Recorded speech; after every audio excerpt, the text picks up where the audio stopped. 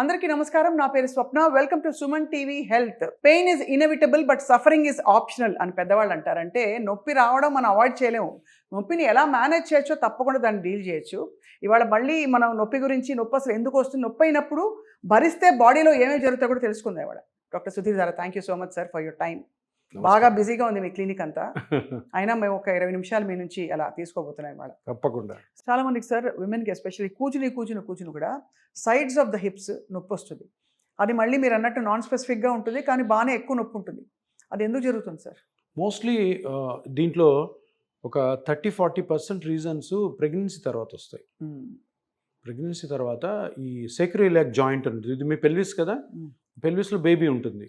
So baby 9 months వరకు పెరుగుతూ ఉండేసరికి ఇది స్ట్రెచ్ అవుతుంది. బేబీ డెలివరీ అయిపోయిన మళ్ళీ ఇది పెల్విస్ మళ్ళీ రీఅటాచ్ అవ్వాలి. ఆ రీఅటాచ్ అయినప్పుడు కొంచెం ఏదైనా అబ్నార్మల్ పొజిషన్లో పోయిందనుకో ఆ లిగమెంట్ స్ట్రెయిన్ అవుతుంది. ఇది 30-40% పెయిన్. చాలామంది నడుములో నాకు సిజేరియన్ అప్పుడు ఇంజెక్షన్ ఇస్తే నొప్పి వచ్చింది అనుకుంటారు. కాదు, ఎపిడ్యూరల్ వల్ల కాదు, ఎపిడ్యూరల్ కానీ స్పైనల్ కాదు. ఇది ఈ రీఅలైన్మెంట్ అబ్నార్మల్గా జరిగితే వస్తుంది ఇది. ఇంకా తర్వాత ఇంకా నేను చెప్పాల్సిన అవసరం లేదు. లేడీస్ ఇప్పటికీ, నేను లేడీస్ అంటే నాకు చాలా కోపం, ఎందుకంటే విపరీతమైన పని చేస్తారు. వాళ్ళు పని చేయడం అన్న దానివల్లనే నేను హెల్తీగా ఉంటాను అనుకునే అపోహ పోవాలి. మన ఇండియన్ ఫీమేల్స్లో పొద్దున 6కు లేస్తారు. ఎవరన్నా ఒక సగటు మహిళని మీరు అడగండి, రాత్రి 11 వరకు వాళ్ళు కూర్చునేది ఒక అరగంట. అంత స్ట్రెయిన్ అయితే నడుము నొప్పి వస్తుంది, నెక్ పెయిన్ వస్తుంది, షోల్డర్ పెయిన్. అది చెప్పబడింది సార్. మీరు అన్నట్టు ఎంత కష్టపడి పని చేస్తే లేడీస్ గారు ఇంట్లో అంత ఆరోగ్యం మంచిది అని అంటారు. అని పూర్వం మన పనులు మనమే చేసుకునే వాళ్ళు ఇప్పుడు పని వాళ్ళు ఉన్నారని కూడా అదో చిన్న చూపుతో చూస్తారు. నేను 30% నేను చెప్పిన పెల్విస్ ప్రాబ్లం అని కూడా, మిగతా 60% ఓవర్ వర్క్. ఎవరు డాక్టర్ దగ్గర పోవాల్సిన అవసరం లేదు. ప్రెగ్నెన్సీ అయ్యి డెలివరీ అయిన ఫీమేల్స్కి, అమ్మ మీరు 2 hours ఒక ½ an hour కూర్చోండి. కూర్చోవడం better sir, లైంగ్ down better? లైంగ్ down అయినా మంచిదే, రిలాక్స్గా కూర్చోండి. అది నేర్చుకోవాలి. ఎందుకంటే ఫీమేల్స్ తొందరగా చనిపోవడానికి కారణము, తొందరగా మూలబడిపోవడానికి కారణము, తొందరగా వాళ్ళకి అరుగుదలకు కారణము ఎక్కువ పని చేయడం వల్లే. అండ్ ఇంకోటి విషయం, చాలామంది కోపం వస్తుంది ఆడవాళ్ళకి. రోజంతా పని చేసినా ఆ పనిని 2.5 hours చేసేయచ్చు. ఇంట్లో పని అంతే కదా. 1000 SFTO 1500 SFTO ఇంటిని అన్ని పనులు మీరు చేసినా కూడా 2.5 hours అలా ప్లాన్ చేసుకోండి. మిగతా రెస్ట్ తీసుకోండి. ఈ నడుము నొప్పులు రావు, ఈ మోకాళ్ళ నొప్పులు కూడా చాలా రోజులకి పోస్ట్పోన్ అవుతాయి. అద్భుతంగా చెప్పారు సార్. ఇది ఐ థింక్ చాలా కంపాషనేట్గా చెప్పారు ఫర్ విమెన్. మేము రోజు చూస్తుంటాం, నా దగ్గర రోజుకు 60-70 మంది లేడీస్ వస్తారు, వాళ్ళతో ఫైటింగ్ జరుగుతుంటుంది. నాకు అమ్మ మీరు చేయకూడదంటే లేదు. 75 ఏళ్ళకు కూడా మా ఆయనకి నేనే వండి పెట్టాలి. మా బంధువులు వచ్చారంటే, నా మనవరాళ్ళు వస్తే నేనే ఎత్తుకోవాలంటారు. కాదు, సృష్టి ఒప్పుకోదు దానికి, నేచర్ ఒప్పుకోదు. అండ్ నేచర్ కోపం వస్తే మనమే సఫర్ అవుతాం. సో అలా రెస్ట్ తీసుకోవడం వల్ల ఏ మసిల్స్ని వాళ్ళు కాపాడుకుని దాని లాంగ్ లైఫ్ పొడిగించుకుంటారు? మోకాళ్ళు, ఎనీథింగ్, బ్యాక్ కానీ, షోల్డర్ కానీ, నెక్ కానీ, యాంకిల్ కానీ, హిప్ జాయింట్ కానీ, ఏది వస్తుందో ఎవరికి తెలియదు. కొంతమంది పని చేసి యాంకిల్ ఇంతలా వాసిపోయింటుంది. ఏమవుతుంది అంటే రేర్గా మోకాలు అరగకుండా యాంకిల్ జాయింట్ అరిగిపోయింది, యాంకిల్ ఆస్టియోఆర్థరైటిస్. మోకాల కన్నా ఆపరేషన్ ఉంది, యాంకిల్ ఆస్టియోఆర్థరైటిస్కి ఆపరేషన్ లేదు, దానికి మళ్ళీ PRPలు చేసుకోవాల్సింది. సో ఏ జాయింట్ అని అరగచ్చు. కొంతమందికి హ్యాండ్స్ పోతాయి, తిప్పి బట్టలు ఆరేసి షోల్డర్ పోవడం, వంగి తుడుస్తుంటే నడుము, హిప్ జాయింట్స్ పోతాయి. ఇవన్నీ కూడా నేను ఒక్కటే చెప్తున్నాను మా పేషెంట్స్కి, ఇవన్నీ మీరు ఒక 30-35 yearsలోనే మీకు కానీ కనువిప్పగలిగితే మీరు ఫ్యూచర్లో ఇటువంటి కండిషన్స్ కోసం డాక్టర్నే కలవాల్సి ఉంటుంది. అలా మీరు ముందు జాగ్రత్త తీసుకోవాలి అంతే. ఇప్పుడు సొసైటీ చేంజ్ అవ్వాలి. సరే, ఎక్కువ మందికి నడుము నొప్పి వచ్చినా, కాళ్ళు వచ్చినా మా దగ్గర పేషెంట్లు ఎక్కువ వస్తారు, కానీ అది ముఖ్యం కాదు. మనం ముందే ఒక పేషెంట్ మన దగ్గరకు వస్తే ఒక 100 మంది, అట్లీస్ట్ ఒక 50 మంది కన్నా కానీ ఈ పేషెంట్ ద్వారా చెప్పించాలి. అమ్మ మీరు ఇప్పటి నుంచే జాగ్రత్త పడండి, మీరు ఏ డాక్టర్ దగ్గరికి వెళ్ళాల్సిన అవసరం లేదు, లక్షలు ఖర్చు పెట్టుకోవాల్సిన అవసరం లేదు. ఇక్కడ 2-3 స్పెసిఫిక్ పాయింట్స్ అడుగుతాను sir before we wind up. ఈ జిమ్కి వెళ్ళడం అనే పద్ధతి, what is your opinion honest? ఎందుకంటే వేలకు పోస్తాం, జిమ్కి వెళ్ళే వాళ్ళు చాలా ఫిట్గా ఉంటారంటారు. మజిల్ బిల్డింగ్ అనేది, స్ట్రక్చర్డ్ బాడీ అనేది చాలా అందంగా చూస్తాం మనం. మీ ఒపీనియన్ ఏంటి సార్? మీరు చిన్నప్పుడు మీరు జిమ్ ఎప్పుడైనా చూసారా? చూడలే. డాక్టర్లు చెప్పారు ఉండేది. అది ఎవరు వెళ్తుంటారంటే అప్పుడు స్పోర్ట్స్ పీపుల్, బాగా డబ్బున్నోడు. మనం జిమ్ను చూసి నేను శ్రీశైలంలో సున్నిపెంటలో ప్రాజెక్ట్లో చదువుకున్నాను, తర్వాత నాయుడుపేట అనే ఊర్లో చదువుకున్నాను. ఎక్కడ జిమ్ములు ఉండేవే కాదు. నాకు 53 ఏళ్ళు.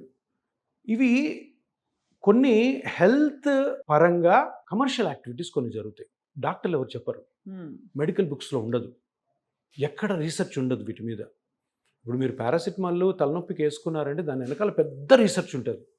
Paracetamol is the best drug for headache అని మెడికల్ బుక్స్లో రీసెర్చ్లో ఉంటుంది. ఇప్పుడు ఈ జిమ్ అనే కమర్షియల్ యాక్టివిటీని హెల్త్కి రిలేట్ చేస్తున్నారు. ఎవరు చేస్తున్నారు? ఇండస్ట్రియలిస్ట్ చేస్తున్నారు.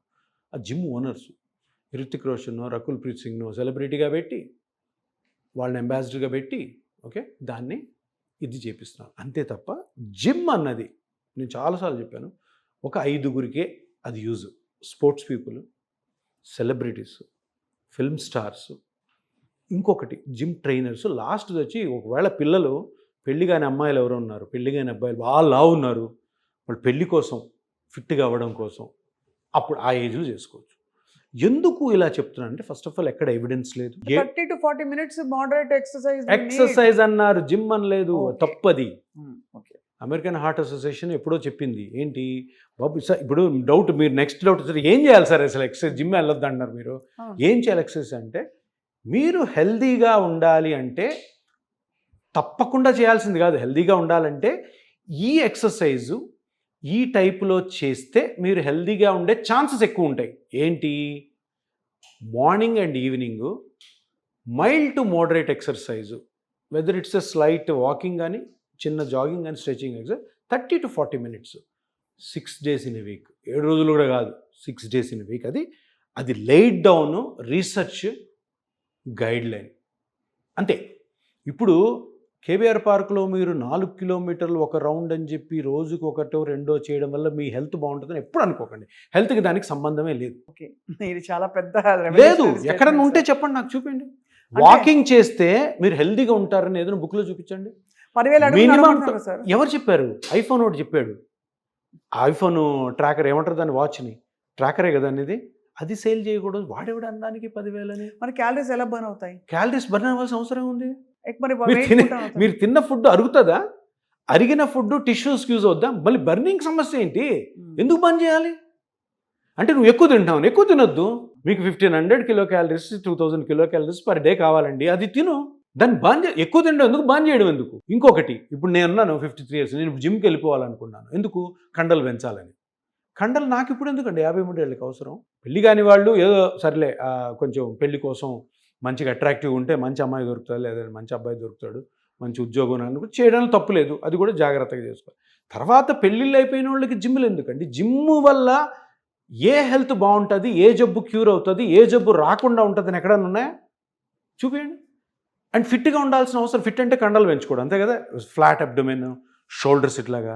పెళ్ళి అయిపోయిన వాళ్ళకి అది ఎందుకు? నాకు తెలిసి, నాకైతే నా డాక్టర్గా నేను 30-35 సంవత్సరాలు చేశాను. నాకైతే ఇప్పటి వరకు ఎప్పుడు సార్ మీరు ఈ స్టేట్మెంట్ చాలా 2-3 సార్లు మన ఇంటర్వ్యూలు కూడా చెప్పారు, బయట కూడా నేను విన్నాను. మీకు ఎప్పుడు డాక్టర్స్ నుంచి వ్యతిరేకత రాలేదు సార్ ఈ స్టేట్మెంట్కి? డాక్టర్ ఎవ్వరు అన్నారు? ఎవ్వరు? నా ఫ్రెండ్స్ ఉన్నారు కదా, నా స్టేట్మెంట్స్ చాలామంది నా ఫ్రెండ్స్ కూడా అపోజ్ చేస్తుంటారు. ఈ జిమ్ ఇష్యూ ఎప్పుడు అనరు. ఎందుకంటే ఎవిడెన్స్ లేదు. ఇప్పుడు నా ఫ్రెండ్ డాక్టర్ ఫ్రెండ్ అన్నాడు అనుకో, నేను ఒకటే అంటాను, చూపి అబ్బాయి ఎక్కడుంది ఎవిడెన్స్ చూపించు. మంచి రీసెర్చ్ ఆర్టికల్. బస్ మీరు ఎవ్రీ ఇండివిజువల్ ఈ ఏజ్ వరకు తప్పకుండా జిమ్ చేయండి, జిమ్లో ఈ ఎక్సర్సైజులు చేయండి, డంబల్స్ ఎత్తండి, బెంచ్ ప్రెస్ చేయండి అని ఎక్కడా లేవు. అంటే ఏంటంటే కమర్షియల్ యాక్టివిటీ. రైట్. నేను ఇంకా చెప్తాను. ఇంకా భయంకరమైన విషయాలు ఏంటంటే walking is also commercial activity. ఎవరు చెప్పలేదు వాకింగ్ చేయమని, ఎక్సర్సైజ్ చేయమన్నారు. Minimum to moderate. ఏం ఎక్సర్సైజ్ చేయాలి? ఇప్పుడు మీకు మోకాలు నొప్పి ఉందనుకోండి, నడవమని చెప్తారా? ఉన్నది ఊడిపోద్ది. షోల్డర్ పెయిన్ ఉంది, ఈ ఏవో ఉంటాయి జిమ్లో, అవి చేస్తే మొత్తం పోతుంది. మీకున్న కండిషన్ ప్రకారం, మీ ఏజ్ ప్రకారము మీరు ఆ మినిమం టు మోడరేట్ ఎక్సర్సైజ్ ఆ 30 to 40 minutes ఎలా చేయాలన్నది మీ ఫ్యామిలీ డాక్టర్ అడిగితే చెప్తాడు. అంతే. అది ఉత్తమం. అంతే, సింపుల్. ఎవరో ఇప్పుడు అడ్వర్టైజ్మెంట్ చూస్ చేయడము, లేదంటే జిమ్ ట్రైనర్ మన ఇంటి పక్కన ఉన్నాడు, లేదు మన ఇంటి పక్కన జిమ్కి వెళ్ళి రోజు కండలు పెంచుతున్నాడు, మనం కూడా పోవడం అన్నది చాలా చాలా. యోగా కూడా వద్దంటారు అయితే? ఏదన్నా సైన్స్ ఉండాలండి. యోగాలో సైన్స్ ఉందా? యోగా మీద పేపర్స్ ఉన్నాయా? రీసెర్చ్ పేపర్స్ ఉన్నాయా?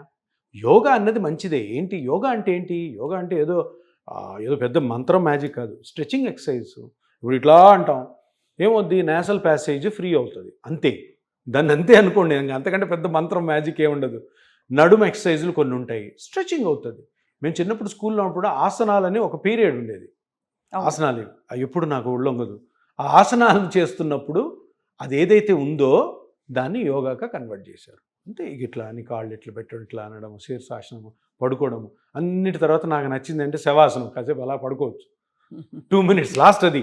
ఎందుకంటే రిలాక్సేషన్ అనమాట. చేసిన తర్వాత శవాసనం అనేసి ఒక 5 minutes పడుకోబెడతారు, లేసి ఇంకెళ్ళిపోండి అంటారు. సో ఏదన్నా కానీ హెల్త్ వరకు మటుకు ఎవిడెన్స్ ఉండాలి. మెడికల్ ఎవిడెన్స్ కూడా 100% కాదు. మీరు పారాసిటమాల్ వేసుకున్న ప్రతిరోజు మీ హెడేక్ తగ్గుతుందా? తగ్గదు. అంటే పారాసిటమాల్ బై అండ్ లార్జ్ ఎక్కువ ఇప్పుడు ఒక 10,000 మంది మీద రీసెర్చ్ చేస్తే 9,000 మందికో 7,000 మందికో పారాసిటమాల్ వేస్తే హెడేక్ తగ్గి ఒక 4-5 గంటలు తగ్గింది కాబట్టి ఈ డ్రగ్ని వాడుకోవచ్చు. 100% ఏది ఉండదు. ఏ ఆపరేషన్లో 100% ఉండదు. ఏ మెడికల్ ట్రీట్మెంట్, ఏ ఇంజెక్షన్లో, ఏ ట్యాబ్లెట్లో, ఏ ఎక్సర్సైజ్లో 100% ఉండదు. ఇది ఒక గైడ్ లైన్. బస్ మీరు ఇది ఒక సజెషన్, మీకు ఇది ఉన్నప్పుడు ఇది చేసుకోవచ్చు, ఇదే చేసుకోవాలని ఏ మెడికల్ కూడా చెప్పదు. కొన్నిసార్లు మెడికల్ ఏం చెప్తుంది, ఇది వద్దు అంటది. ఇప్పుడు పెయిన్ కిల్లర్స్లో కొన్ని ఉన్నాయి, రొఫెకాక్సిబ్ అని, సెలకాక్సిబ్ అని కొన్ని డ్రగ్స్ వచ్చినాయి. అవి బ్యాన్ అయిపోయినాయి. ఎందుకు? వాటి వల్ల నష్టాలు ఎక్కువ వస్తున్నాయని చెప్పి. బెరాల్గన్ కూడా బ్యాన్ అయింది. బెరాల్గన్ కూడా బ్యాన్ అయింది. అంటే బెరాల్గన్ కంపెనీ బ్యాన్ అయింది, దాంట్లో డ్రగ్ ఉన్నది. అదే ఇదే సేమ్ మన పారాసిటమాల్, అసిటమినోఫెన్. సో కొన్ని బ్యాన్ అయినాయి, అవి వాడకూడదు. కానీ మిగతా ట్రీట్మెంట్స్ 100% అని జనాలు అనుకోకూడదు, డాక్టర్లు కూడా జనాలకి చెప్పకూడదు. అంతే. ఏది 100% ఉండదు. 100% జిమ్ వల్ల కానీ ఇతరత్ర యాక్టివిటీస్ మెడికల్ సూపర్విజన్లో ఆర్ మెడికల్ డాక్టర్ సజెషన్కి ఆపోజిట్, అంటే వాళ్ళు చెప్పకుండా చేస్తే మటుకు తప్పది. దానివల్ల పేషెంట్కే తప్పు. నా దగ్గర రోజుకొకరు జిమ్ ఇంజురీతో వస్తారండి. రోజుకొకరు మామూలు జాబ్ చేస్తున్నాడు రాడు, జిమ్ ఇంజురీ. ఎందుకు? ఆ జిమ్లో హెవీగా ఎత్తడం వల్ల షోల్డర్ కట్ అవ్వడం. మాకు ఇప్పుడు చాలామంది 40-45 ఏళ్ళకి బ్యాడ్మింటన్ స్టార్ట్ చేస్తారు, 55-60 కూడా ఆడతారు, 55లో మోకాలు ఏదో ఎగిరి కొడతారు.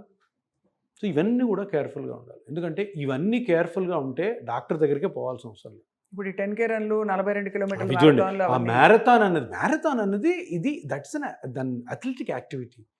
అది ఒక స్పోర్ట్. అది ఆ స్పోర్ట్ని మీరు కామన్ మ్యాన్తో ఎట్లా చేపిస్తారండి? చాలా మంది గవర్నమెంటే ఇది చేస్తుంది, వాళ్ళకి తెలియదు పొలిటీషియన్స్కి. మ్యారథాన్ ఇప్పుడు ఎప్పుడు పరిగెత్తున్నాడు, 5 కిలోమీటర్లు పరిగెత్తి ఏమవుతుంది? హార్ట్ అటాక్ రావచ్చు, మోకాళ్ళు ఎరిగిపోవచ్చు, నడుము పట్టేయచ్చు, అనవసరమైన డిహైడ్రేషన్ పోతారు. అదొక స్పోర్ట్ యాక్టివిటీ. చిన్నప్పటి నుంచి చేస్తూ దాన్ని స్పోర్ట్స్లో ఒలింపిక్కి వెళ్ళు, నేషనల్ గేమ్స్కి వెళ్ళు. ఇది ఇక్కడ పరిగెత్తించడం ఏంటి? ఆ పరిగెత్తించడం కూడా ఎందుకు పరిగెత్తిస్తున్నారు? వాళ్ళ బ్రాండింగ్ చేసుకోవడానికి. ఒక హాస్పిటల్ వాడు వస్తాడు, ఆ మ్యారథాన్ అంటాడు. తర్వాత జ్యువెలరీ షాప్ వాడు వస్తాడు, వాడు మ్యారథాన్ అంటాడు. దాన్ని వీళ్ళు ఎవరు ఐఏఎస్ ఆఫీసర్ను, మినిస్టర్ను పేరు తప్పది. సర్లే, వాళ్ళకి ఐడియా లేదు, డాక్టర్లని చెప్పాలి కదా. మ్యారథాన్స్ అనేవి చాలా డేంజరు. ఇప్పుడు ఆ మ్యారథాన్లో ఒక 5,000 మంది పరిగెత్తి ఒక 3-4 అరే రోజు పరిగెద్దాంరా అని ఉంటారు. డాక్టర్ని కన్సల్ట్ అయ్యి నడుము నొప్పి, మోకాలు నొప్పి. ఇప్పుడు మనం చూస్తున్నాం స్ట్రెన్యూస్ ఎక్సర్సైజ్ చేసి ఎంతమంది సెలబ్రిటీలు చనిపోవట్లేదు? అమ్మో, కర్ణాటకలో ఒక ఆయన చనిపోయాడు, ఆంధ్రప్రదేశ్లో ఒక పొలిటీషియన్ చనిపోయాడు. ఇంక మన రీల్స్లో చూస్తూ ఉన్నాం, డ్యాన్స్లు వేస్తూ చనిపోయేవాళ్ళు, జిమ్ములు చేస్తూ సార్. ఎందుకు సార్, మొన్న చాలా పెద్ద మీరు అన్నట్టు కరెక్ట్గా ఒక అమ్మాయి స్టేజ్ మీద ఏదో ఫేర్వెల్ స్పీచ్ ఇచ్చి కొలాప్స్ అయిపోయింది. మొన్న బ్యాడ్మింటన్ ఆడుతూ పడిపోయాడు. అన్నీ కూడా ఇవన్నీ అందరూ అర్థం చేసుకోవాలని సింపుల్. అది రాకెట్ సైన్స్ ఏం కాదు. హెవీగా స్ట్రెయిన్ అయినప్పుడు హార్ట్ సడన్గా స్టాప్ అయిపోతుంది, అంతే కదా. ఏ జబ్బు లేనివాడు ఆ ఎక్సర్సైజ్ చేస్తే చనిపోయాడంటే ఆ ఎక్సర్సైజ్ నీ బాడీకి సరిపోలేదు, అంతే. ఎక్కువ ఆక్సిజన్ రిక్వైర్మెంట్, హార్ట్ బాగా ఫాస్ట్గా కొట్టుకుంది, ఫిబ్రిలేషన్లోకి పోయింది, హార్ట్ స్టాప్ అయిపోయింది, అంతే. దానికంటే వేరేది ఏమి ఉండదు. ఆల్రెడీ డిసీజ్ ఉన్న వాళ్ళకి ఏదైనా వేరేది ఎక్స్ప్లెయిన్ చేయొచ్చు. కానీ ఇప్పుడు ఈ చనిపోయిన వాళ్ళందరూ కూడా మంచి కండలు, సూపర్ బాడీ ఉన్నవాళ్లే. అదేమవుతుంది, వాళ్ళ బాడీ ఎంత బాగున్నా కానీ హార్ట్ సపోర్ట్ చేయదు. ఇప్పుడు మనం ఎక్కువ స్ట్రెయిన్ అయ్యే కొద్దీ హార్ట్ బ్లడ్ని ఎక్కువ పంప్ చేయాలి కాబట్టి ఎక్కువసార్లు కొట్టుకుంటుంది. ఆ కొట్టుకున్న క్రమంలో ఆ ఫాస్ట్ హార్ట్ రేటు సడన్గా ఫిబ్రిలేషన్లోకి వెళ్ళిపోతుంది. అది అరిథ్మియా అంటాం కదా. అరిథ్మియా టక్కని స్టాప్ అయిపోతుంది. టాకికార్డియా లీడింగ్ టు సూప్రావెంట్రికల్ టాకికార్డియా, లేదంటే వెంట్రికల్ ఫిబ్రిలేషన్లోకి వెళ్ళి హార్ట్ స్టాప్ అయిపోతుంది. ఇంకా అంతకంటే వేరే ఎక్స్ప్లెనేషన్ ఏం లేదు. ఆ హార్ట్ అంత స్ట్రెన్యూస్ ఎక్సర్సైజ్కి తట్టుకుంటుంది లేదో ఎవరికి తెలియదు. జిమ్ ట్రైనర్ అంటే ఇంకా చేయండి సార్, ఇంకా వేయండి, ఇంకొక 15 కేజీలు వేస్తాను ఎత్తండి అంటాడు, స్కిప్పింగ్ చేయమంటాడు, చేస్తూ టక్కన పడిపోతుంది. ఏంది అవసరమా ఇవన్నీ? ఏం అవసరం. మంచి ఉద్యోగం చేసుకోండి, హెల్తీగా ఉండడానికి డాక్టర్లను కలవండి, వాళ్ళు చెప్పిన సజెషన్స్ ఫాలో అవ్వడం. అండ్ ఏమైనా పెయిన్ ఉంటే సుధీర్ ధారా గారిని కలిసి పెయిన్ తగ్గించుకోండి, హ్యాపీగా హెల్తీగా బతకండి. సరే, వాళ్ళు చాలా కొత్త విషయాలు తెలుసుకున్నాం. ఐఎమ్ రియలీ హ్యాపీ వాళ్ళ కాన్వర్జేషన్తో. సో డెఫినెట్లీ ఐ థింక్ ఇది something everybody needs to think about. Pain ఎందుకు వస్తుంది అండ్ దాన్ని సకాలంలో అరికట్టడానికి మిమ్మల్ని కన్సల్ట్ చేస్తారు అందరూ. Thank you so much. నమస్కారం.